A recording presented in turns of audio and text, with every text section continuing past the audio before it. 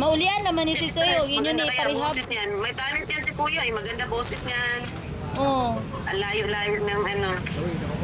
Tapos hindi mo yan mapasuot ng ano talaga, ng baduy na forma. Bago yan umalis sa bahay talagang naka ano yan.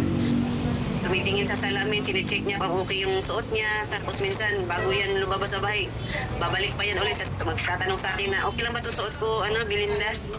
Oo. Kaya ano talaga, kung siguro, iniisip ko lang ba, kapag nabalik na siguro siya sa normal na pag-iisip, tapos makita niya itong video na to, hindi siguro siya makapaniwala niyan. Oo, totoo sis, totoo sis. Pero sis, Siguro, naalala niya yung birthday niya, naalala niya yung pangalan niya, naalala niya yung tinanong ko siya, di ba, naalala niya yung pangalan ng nanay at tatay niyo? Ngayon, sinabi niya yung pangalan? Ngayon, sinabi niya pero Kuya, mahina. anong pangalan ni Mama, Ano Kuya? pangalan ni mama ni mo? Kuya, anong pangalan ni Mama? Ala, concentrate pa siya sis, ikaw dapat. Gutom. Loy. Sis, concentrate pa siya kinom sis. Gutom. Concentrate pa sis, gutom talaga siya sis. Sabi niya siya na may-ari ng 7-Eleven dito sa kasi lagi siyang pag sinasabing saan ba nakatira, 7-Eleven. Siya na may-ari ng 7-Eleven. Alaga, toray mo, alaga, bro. Pinapakain niya, alaga niya raw yun, aso. Buti na Alaga niya raw yung aso. Ayan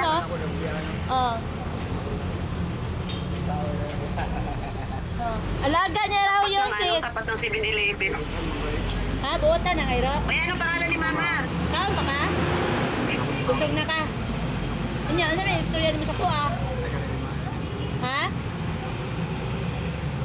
Istorya sa imong igsoon, Ina, nabusog na ka. Ha? Ikaw na ka? Masalamat ka naman, Kuya. Sabi mo, salamat sa pagkain na binigay mo. Masalamat ka, Kuya. Hello. Nili siya ka Kumusta po kayo? So, istorya siya imong manghod. Ano ang balita? Anong balita? Ano daw balita, sis?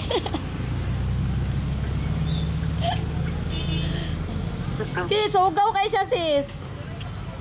Kanang, Lagi, oy. mga iton sa iyang kuan, marag sa hugaw siguro na abog.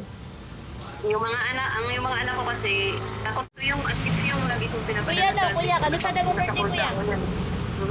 Hindi yung kapatid ko Ano sa pa birthday? sa desal ko. Kanta rin Nagbayar nila. nila, umabot na ilang million views kasi itong kausap ko na babae vlogger.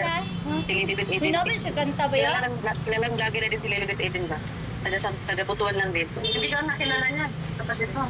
Oo, parang minsan pag nakikita niya lang sa malapitan, naiilang siya.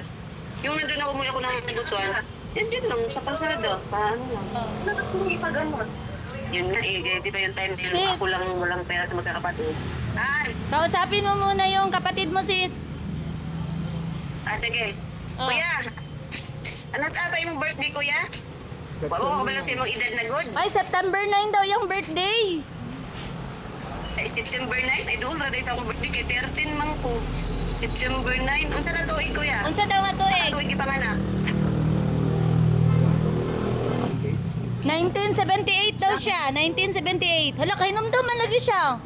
Kaedad, wala kadumdum palagi kay mao ganang giingon sa ako pangasilingan sis na maulian palagi nagmatambalan. Ako naman ang giliyog ni adto ko kay Rapi Tulfo. Iparihab ni sis.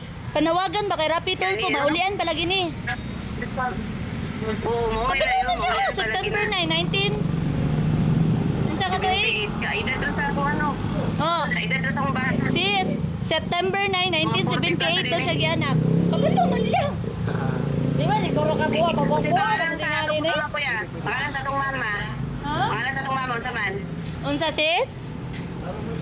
Pangalan sa mong mama ba? Ako siyang gipawag. Pangalan na sa imong mama, Ronel. Sa pangalan sa atong mama, Kuya. Unsa ngalan na sa inyong mama? Ha?